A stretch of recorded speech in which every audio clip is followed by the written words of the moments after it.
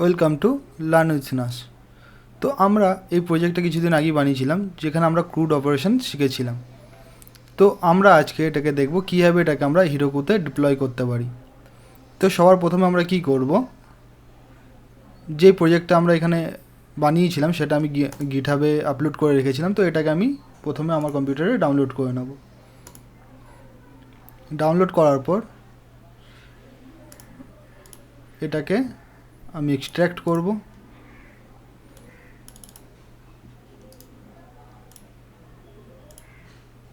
ওকে, তো এরপর এটাকে আমি বাইরের ডাইরেক্টরিতে নিয়ে চলে আসবো এটাকে। ওকে, তো আমরা দেখছি যে আমাদের কাছে পুরো প্রজেক্ট ফাইলটা আছে। তো প্রথমে এটাকে কি করব, আমি একবার নিজের কম্পিউটারে রান করে দেখে নেবো যে এটাকে ঠিক করে চলছে কি না। তো তার জন্য আমরা প্রথমে code.vs কোড এটাকে ওপেন করে নেব।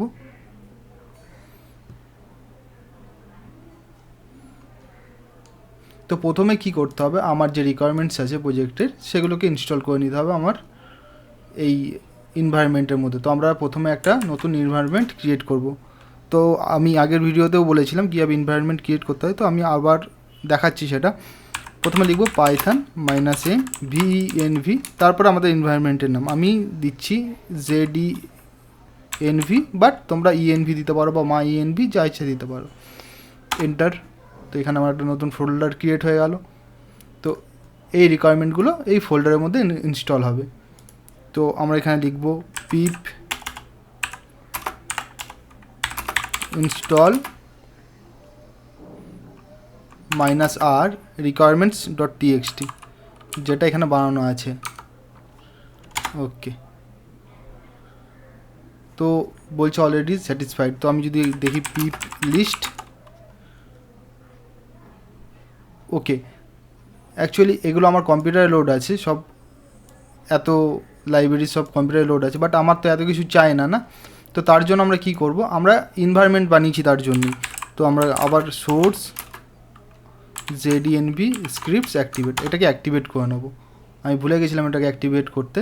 এবার যদি আমরা পিপ লিস্ট লিখি অ্যাক্টিভেট করার পর, তো দেখবো যে আমাদের পুরো প্যাকেজ লিস্ট পুরো ফাঁকা। তো প্রথমে আমরা কি করব, আমাদের এই প্যাকেজগুলো লোড করে নেবো এই প্রজেক্টটাকে রান করানোর জন্য। তো আবার লিখব পিপ ইনস্টল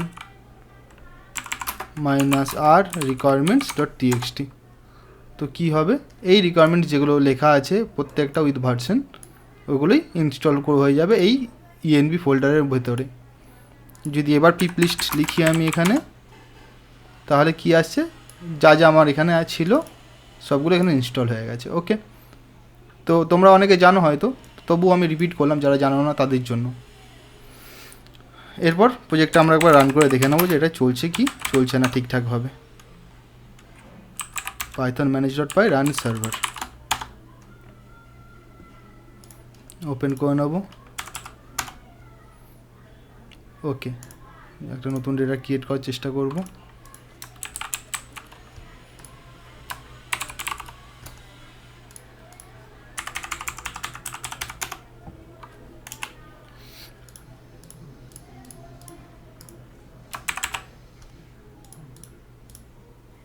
ওকে, তো এটা একদম ঠিকঠাকভাবেই কাজ করছে। যদি এডিট করি তো এডিটেও সব ডেটা আসছে। ওকে, তো এটা একদম ঠিকঠাকভাবে চলছে। এবার আমরা কি করব, আমরা হিরোকুর ওয়েবসাইট ওপেন করে নেব।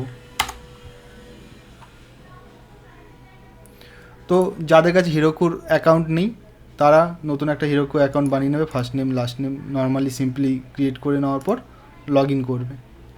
তো আমার যেহেতু বানানো আছে আমি লগ ইন করে নেবো আমার অ্যাকাউন্টকে।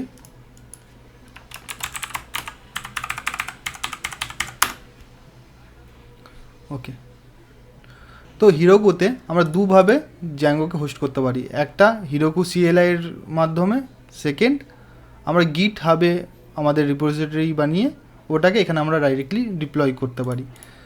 তো আমি প্রেফার করি যে গিট হাবের প্রসেসটায়, কারণ কি আমাদের কোডের একটা ব্যাকআপও সেখানে থেকে যায়। তো আমি গিট হাবেও লগ ইন করে নেবো। আমার লগ ইন করা আছে, যাদের অ্যাকাউন্ট নেই তারা বানিয়ে নেবে। তো আমি এখানে নতুন একটা রিপোজিটরি ক্রিয়েট করব, যার নাম দেব ক্রুড অ্যাপ হিরোকু, এটা বোঝার জন্য দিলাম আমি। ক্রুড অ্যাপ হিরোকু এটাকে আমি দিলাম।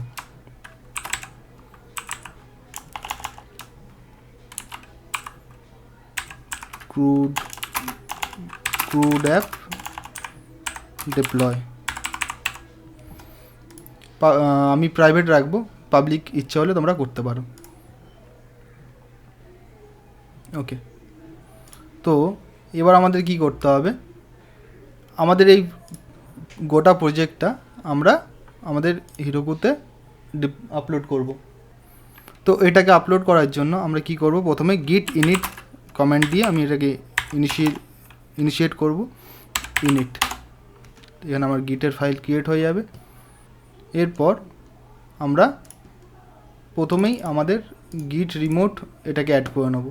গিট রিমোটটা কি, যদি আমরা এমনি লিখি গিট রিমোট -v, তাহলে আমাদের এখন কিছু আউটপুট দেখাচ্ছে না, কারণ কি আমরা কোনো রিমোট বানাইনি এখানে। তো এখানে আমরা কি করছি, গিট অ্যাড, তো রিমোট অ্যাড করছি এখানে। এবার আমি যদি আবার গিট রিমোট ভি লিখি, তাহলে আমাকে অরিজিন নামে একটা দেখাচ্ছে যে আমরা রিমোট ক্রিয়েট করেছি এখানে, যে ইউআরএল আমরা পুশ করতে পারবো। এরপর যদি আমরা গিট স্ট্যাটাস দেখি, গিট স্ট্যাটাস, তো এখানে সব ফাইল আসছে, বাট ZENB আমরা এই ফাইলটাকে আমরা পুশ করব না। কেন করব না, কারণ এটা আমার রিকোয়ারমেন্টস ফাইলের যেটা আমি লিখে রেখেছি। তো যখনই আমি এটাকে ডিপ্লয় করব, রিকোয়ারমেন্টস ফাইল দেখে অটোমেটিকলি ওটা ইনস্টল হয়ে যাবে।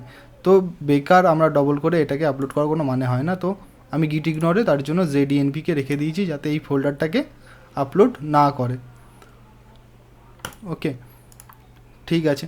তো এরপর আমরা এটাকে ডিপ্লয় করতে পারি এখানে, তো আমরা ডিপ্লয় করে দেবো।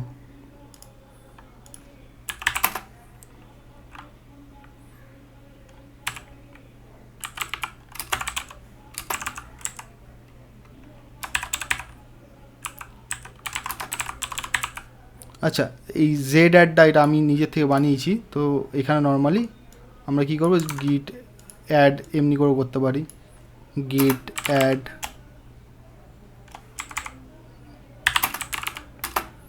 ডট মানে অল,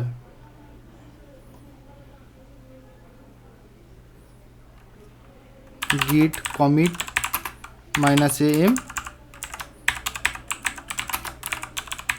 ইনিশিয়াল কমিট হয়ে গেল, git push origin master।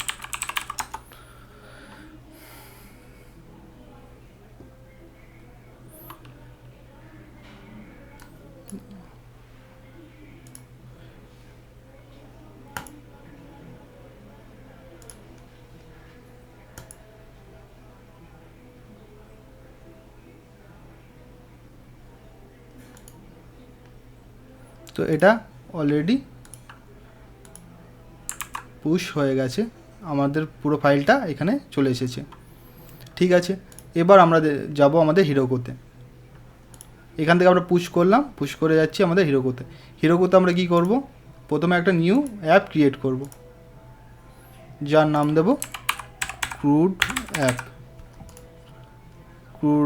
ক্রুপ হয়ে গেছে, ক্রুড অ্যাপ নট অ্যাভেলেবেল, হিরোকু দিয়ে দিচ্ছি। ক্রিয়েট অ্যাপ,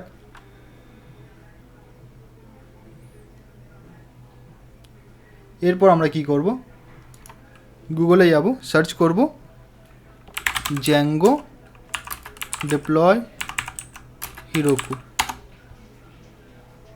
তো প্রথমেই চলে আসবে ডিপ্লয় পাইথন। তো এখান থেকে আমরা সিলেক্ট করব ওয়ার্কিং উইথ জ্যাঙ্গো।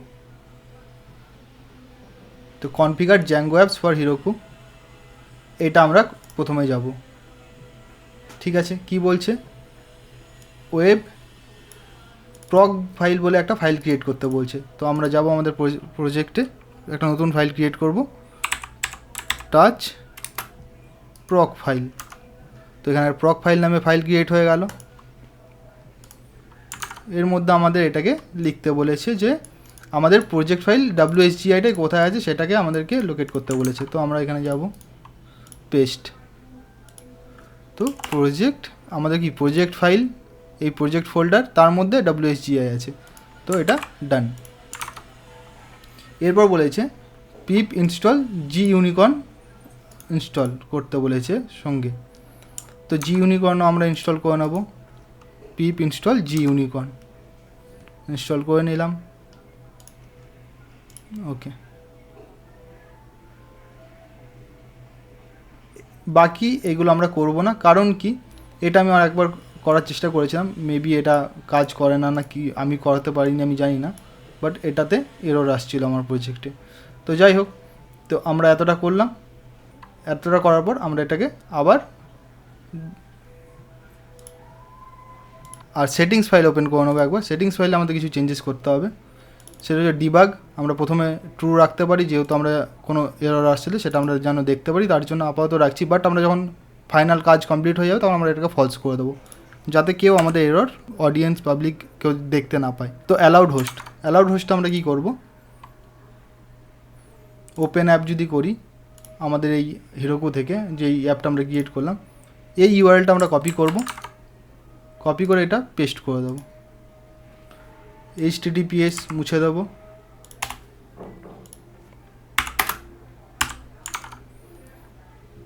আর আমাদের লোকাল হোস্টটাকেও আমরা রাখবো, শুধু আইপিটা, লোকাল হোস্টের আইপি, আর কিচ্ছু না, পোর্টও লাগবে না আমাদের। বাস এতটাই আমাদের করার ছিল। আমরা আবার করব git add ডট, প্রথমে আমাদের রিকোয়ারমেন্টস ফাইলটাকেও আপডেট করতে হবে, কারণ কি আমরা নতুন একটা লাইব্রেরি ইউজ করলাম, সেটা হচ্ছে GUnicorn। তো আমরা যদি এই ফাইলটা ওপেন করে রাখি, তো আবার যদি এটাকে আপডেট করি, pip please requirements .txt, তো এখানে GUnicorn এসে গেল নতুন। ওকে, তো যেটা নতুন আসছে সেটা আবার সবুজ করে দেখাচ্ছেও VS Code বা। তো এটাকে আবার অ্যাড করে নেবো আমরা, git add dot git commit -am updated for Heroku। এটা তো এখনও একটা এরর আসবে, তো আমি এররটা তোমাদের দেখাতে চাইছি, কারণ কি এররটা অনেক কমনলি বহুত বেশি আসে। তো আমি সলভ করে দেখাবো, প্রথমে এররটা দেখে নাও, তারপর আমি সলভ করব। git push origin master। ওকে, তো এটা আপাতত পুশ করে দিলাম আমরা। এরপর যাব আমাদের হিরোকু অ্যাপে। এটা এখানে চলে এসছে আমাদের, এইখানে তিনখানা অপশান আছে, কন্টেনার রেজিস্ট্রি, গিট হাব আর একটা হিরোকু CLI থেকে যেটা আমি বললাম, সেটাতে গিট হাবকে মাঝখানে রাখতে হতো না। এটা আমাদের অ্যাপটা এখন কী হবে, আমরা ডিপ্লয় করছি গিট হাবে, গিট হাব থেকে আসছে হিরোকুতে, বাট আমরা ডাইরেক্টলি হিরোকুতে আসতে পারতাম, হিরোকু CLI এর সামনে। তোমরা যদি এটাও শিখতে ইচ্ছুক হও তো কমেন্টে লেখো, আমি এটা হিরোকু CLI এর ওপরেও একটা ভিডিও বানিয়ে দেবো। তো এখন আমরা গিট হাব থেকে এই রিপোজিটরিটাকে নেব। তো প্রথমে আমরা ক্লিক করব কানেক্ট টু গিট হাব। তো এখানে আমি অথরাইজ করে দেবো।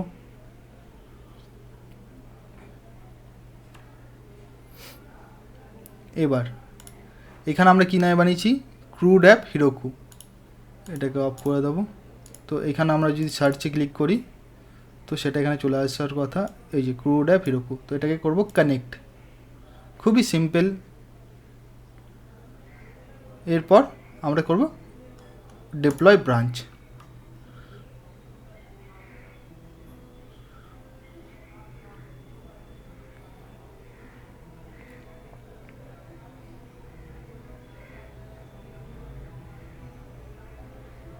এখানে দেখাচ্ছে আমাদের রিকোয়ারমেন্টসগুলো যেগুলো ওখানে ছিল ওগুলো ইনস্টল হচ্ছে এখানে।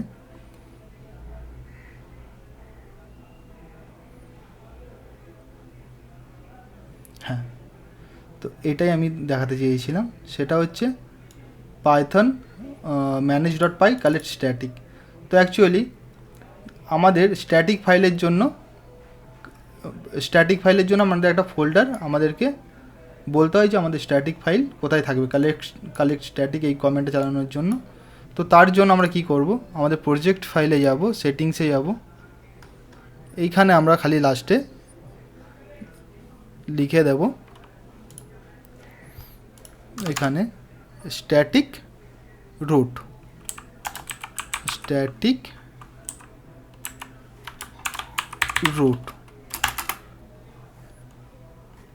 সেটা কি হবে আমাদের বেস ডাইরেক্টরি, মানে একদম উপরে আমরা যদি যাই এখানে বেস ডাইরেক্টরি যেটা এই যে এই বেস ডাইরেক্টরি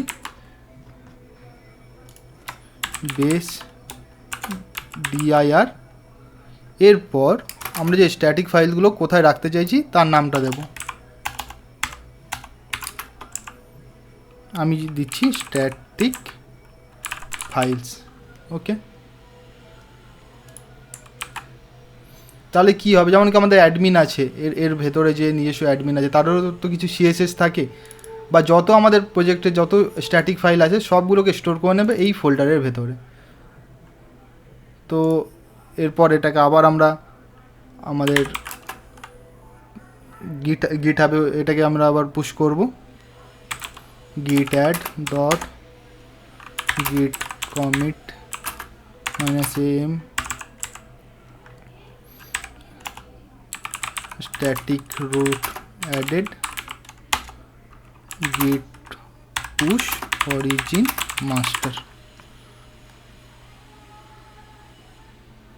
তো এটা আপডেট হয়ে গেল। এরপর আমরা আবার ডিপ্লয় করব এটাকে,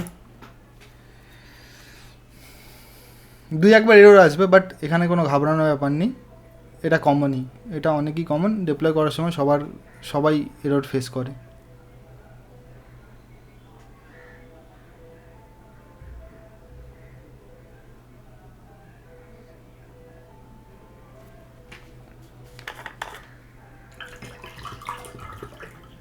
তো এবার আমার কাছে ওই এররটা আর আসেনি, এখানে 132 static files copy to static files, এই যে আমি যেই নামটা দিয়েছিলাম ওই ফোল্ডারটার মধ্যে সব ফাইলগুলো চলে গেছে। তো এটা আমি লোকালও একবার দেখাবো যাতে তোমরা বুঝতে পারো আরও। আমি প্রথমে যখন শিখেছিলাম তখন আমি বুঝতে পারতাম না, তাই তোমাদের আমি চাই তোমরা বুঝে যাও ব্যাপারটা কী হচ্ছে।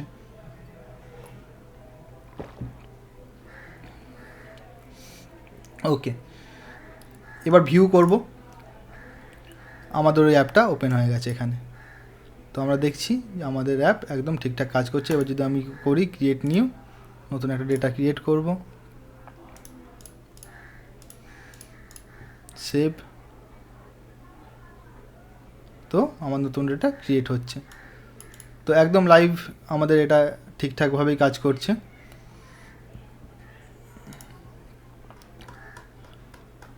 এইখানে এটাকে আমরা এবার করে দেবো ফলস, কারণ কি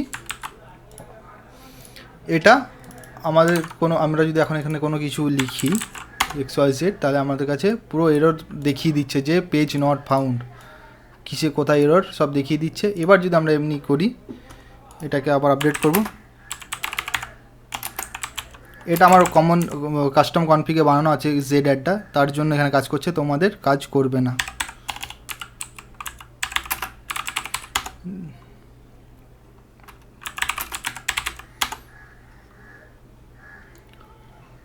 এটাকে আবার পুশ করলাম, এটাকে আবার আমরা ডিপ্লয় করব।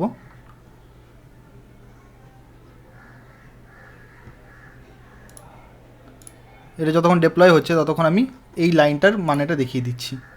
এটা সেটা হচ্ছে কি, যদি আমরা এখানে লিখি পাইথন, এখন এরপরে আমরা যদি এটাকে ফলস করে দিই, এখন এটা ফলস আছে, ডিবাগ ফলস আছে। এবার আমরা যদি আমাদের প্রজেক্ট রান করি পাইথন manage.py রান সার্ভার, আমরা চলে যাব আমাদের লোকাল যেখানে রান করছিল এইখানে। তো এইখানে যদি /admin ওপেন করি আমরা, তো দেখব আমাদের এখানে CSS বা কিছু চলছে না, সব ডিজাইন চলে গেছে, কারণ এখানে যে স্ট্যাটিক ফাইলের জায়গাটা আমরা পাল্টে দিয়েছি। এরপর আমাদের কি করতে হবে, যদি এটাকে ঠিক করতে হয়, তো আমাদের ওখানেও যেটা দেখাচ্ছিল Python manage.py collect static, COLLECT collect static. তাহলে কী হলো, ওই 132 ওখানেও এসেছিলো, এখানেও আসলো 132 static file copied to this location. তো আমরা এই লোকেশনটা যদি দেখি, এইখানে আমাদের এই ফোল্ডারের মধ্যে একটা নতুন ফাইল তৈরি হয়ে গেছে, যার জন্য এই অ্যাডমিনের সব CSS এখানে অ্যাড হয়ে গেছে। এবার যদি আমরা প্রজেক্টটা আবার রান করি,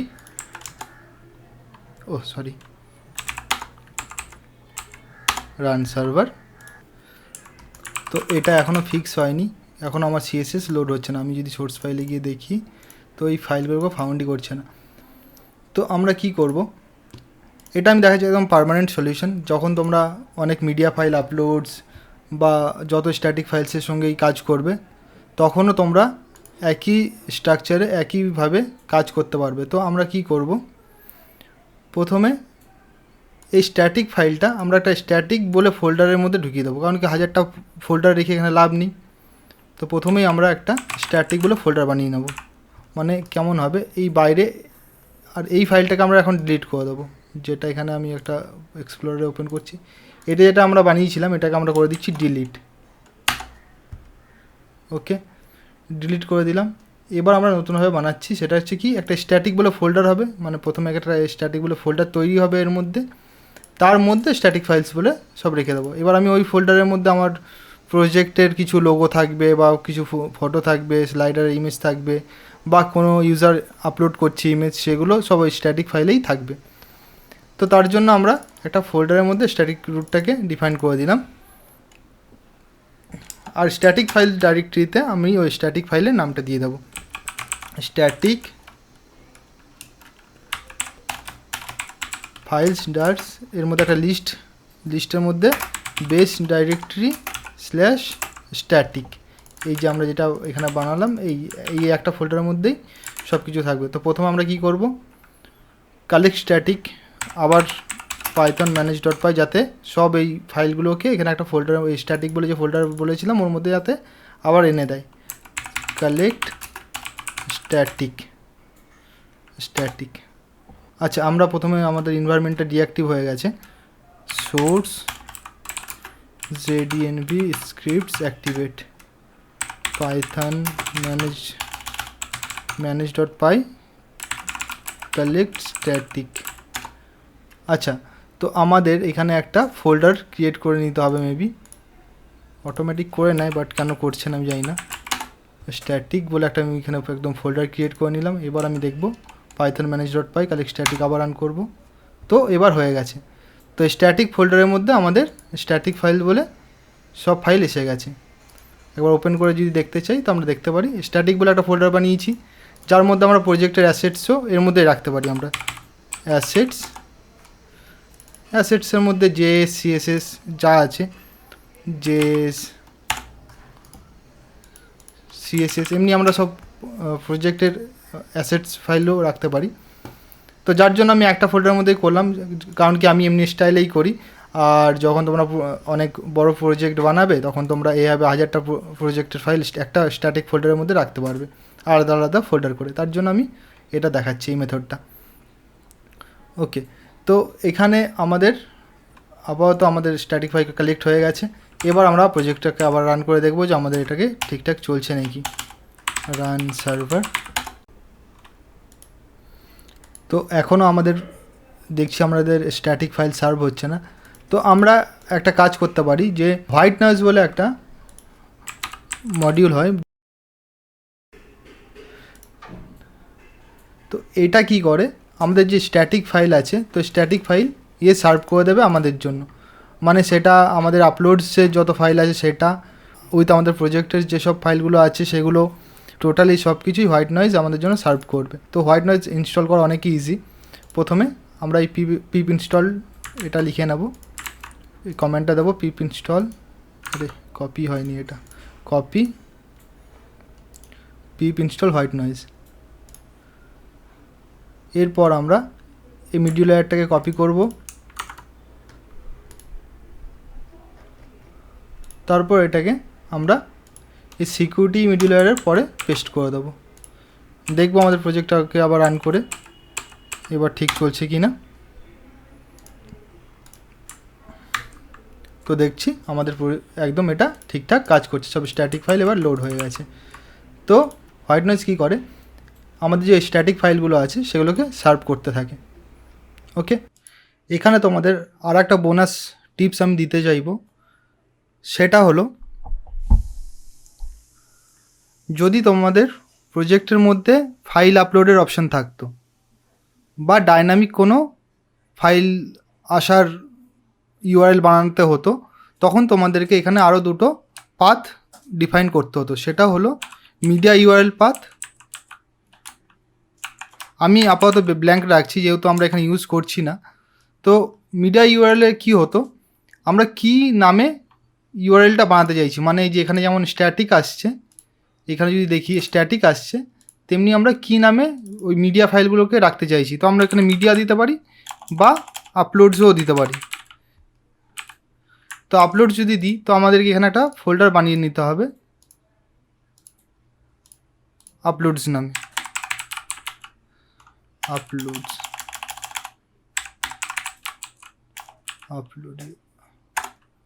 তো কি হলো, এইখানে আপলোডস বলে ইউআরএল হবে, বাট রুট কী হবে, রুট বলতে এই ইউআরএলের রুটটা কোথায় যাবে। যেমন স্ট্যাটিকের রুটটা যাচ্ছে আমাদের স্ট্যাটিক ফোল্ডারের মধ্যে, এর মধ্যে, আর ইউআরএল মানে এই ইউআরএলটা এইখানে আসছে, এই যে উপরটাতে আসছে। তো এইখানে যদি আমরা করি মিডিয়া ইউআরএল তো হয়ে গেল, আর একটা লাগবে আমাদের মিডিয়া রুট। রুটটা কোথায় থাকবে আমাদের, সেটা হবে বেস ডাইরেক্টরি, যেমন এখানে আমরা করেছি স্ট্যাটিক রুট, তেমনি বেস ডাইরেক্টরি মিডিয়া, বা যেহেতু আমরা এখানে আপলোডস বলে ফোল্ডার বানিয়েছি তো আপলোডস, এটা আমরা মিডিয়া করতে পারি, মিডিয়া করতে পারি, তাহলে ওখানে ইউআরএলে কী আসবে, মিডিয়া।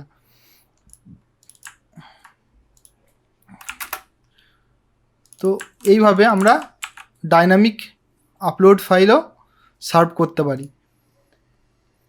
আর এই কেসে আর একটা সমস্যা হবে, সেটা হচ্ছে লোকালে যখন আমরা চালাবো তখন আমাদের ফাইলগুলো লোড হবে না। তো তার জন্য আমরা এখানে কি করতে পারি, যে প্রথমে সেটিংসে সব ভেরিয়েবলগুলোকে এখানে আমি ইম্পোর্ট করে নেব, দেখলে বুঝতে পারবে কি বলছি। ফ্রম django.conf import settings, মানে জ্যাঙ্গোর থেকে আমি পুরো সেটিংস ফাইলটাকে এখানে ইম্পোর্ট করে নিলাম url.py এর মধ্যে। আর একটা জিনিস ইম্পোর্ট করব, ফ্রম django.conf.urls.static import static। এইগুলো যদি কেউ দেখতে চাও আমি কীভাবে করছি, কেউ একবার এখানে জ্যাঙ্গোতে এসে জ্যাঙ্গো স্ট্যাটিক ফাইলস বলে সার্চ করলেই এখানে একদম দিয়ে দেবে স্ট্যাটিক ইউআরএল, স্ট্যাটিক ফাইলসের জন্য স্ট্যাটিক ফাইলস ডাটস। এটা আমরা দেখলাম যে এটার কাজ কী। সেকেন্ড হচ্ছে এই যে আমরা এই দুটোকে ইম্পোর্ট করলাম, আমরা এখান থেকে কপি পেস্টও করতে পারতাম। এরপর আমাকে কি বলেছে, স্ট্যাটিক ফাইলসের জন্য এটাকে আমি কপি করব, পেস্ট করব, বা আমরা এমনি করে করব স্ট্যাটিক প্যাটার্ন প্লাস ইকুয়ালস। এটা হচ্ছে আমরা স্ট্যাটিক রুটের জন্য বানালাম। আর একটা বানাবো মিডিয়া রুট, এটা প্রত্যেকবারই একই জিনিসই লিখতে হবে। তো তোমরা এটা কোথাও সেভ করে রাখো আর প্রত্যেকটা প্রজেক্টের মধ্যেই এটাকে পেস্ট করে দাও। যে স্ট্যাটিক ইউআরএলগুলো তৈরি হবে, স্ট্যাটিক ইউআরএল মানে সেটিংসের মধ্যে স্ট্যাটিক ইউআরএল আছে, সেটিংসের মধ্যে স্ট্যাটিক ইউআরএল, এই স্ট্যাটিক ইউআরএল। আর ডকুমেন্টের রুট কোনটা হবে, রুট মানে যেখানে ফাইলগুলো আছে সেটা হচ্ছে বেস ডাইরেক্টরির মধ্যে একদম আপলোডস বলে যে ফোল্ডারটা আছে সেইটা, এখানে আমরা এটাকে সরিয়ে দেবো। মানে আমরা বললাম এই ইউআরএলে এই ফাইলটাকে ইউআরএল বানিয়ে দাও এখানে, যেমন কি আমরা এখানে একটা ইউআরএল বানিয়েছি অ্যাডমিনের জন্য, তারপরে অনেক ইউআরএল এখানেও বানিয়েছি অ্যাপের জন্য, তেমনি প্রত্যেকটা স্ট্যাটিক ফাইলের জন্য, মিডিয়া ফাইলের জন্য ইউআরএল তৈরি হবে। তো এখানে আমি একটা কন্ডিশন চালাবো, যদি ডিবাগ ট্রু হয় তখনই চলবে, অল টাইম এটা চালানোর দরকার নেই, কারণ কি আমার যখন ডিবাগ ট্রু থাকবে তখনই এই ইউআরএলগুলো দরকার হবে। সেটিংস ডট ডিবাগ যখন ট্রু থাকবে তখনই এগুলো আসবে, আদারওয়াইজ দরকার নেই। বাস এতটাই ছিল। তুমি প্রত্যেকটা প্রজেক্টে এটা ইউজ করতে পারো, তোমার যে ধরনের প্রজেক্ট হোক। বাস এই দুটো লাইন আর এই নিচে দুটো লাইন কপি করে তোমার প্রজেক্টের মধ্যে যে ইউআরএল ফাইল আছে তার মধ্যে পেস্ট করে দাও, আর এখান থেকে এতটা ধরে কপি পেস্ট করে দাও। বাস তোমার স্ট্যাটিক ফাইলের পুরো ঝামেলাই শেষ হয়ে গেল। সঙ্গে তোমাকে ইউজ করতে হবে white noise static file serve করার জন্য। আর একটা জিনিস, আমরা হোয়াইট নয়েজ অ্যাড করার পর মাস্ট আমরা যেন পিপ ফ্রিজ আর একবার করে নিই, কারণ কি ওটা না হলে রিকোয়ারমেন্টসে আসবে না। হোয়াইট নয়েজ এসে গেছে, তো এটাকে আবার আমাকে পুশ করতে হবে। আমি ভুলে গেছিলাম হোয়াইট নয়েজকে অ্যাড করতে। গিট added white noise,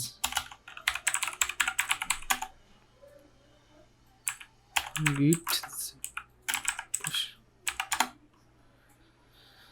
up to date. আচ্ছা, মেবি ছিল ওটা, যাই হোক। তো তোমরা মাস্ট দেখে নিও যে তোমার রিকোয়ারমেন্টস ফাইলে হোয়াইট নয়েজ জি ইউনিকর্ন যেন থাকে। ওকে, এবার যদি আমরা দেখি আমাদের প্রজেক্ট একদম ঠিকঠাক চলবে। আমরা যদি দেখি আমাদের স্ট্যাটিক ফাইল চলছে কি না, একদম ঠিকঠাক চলছে।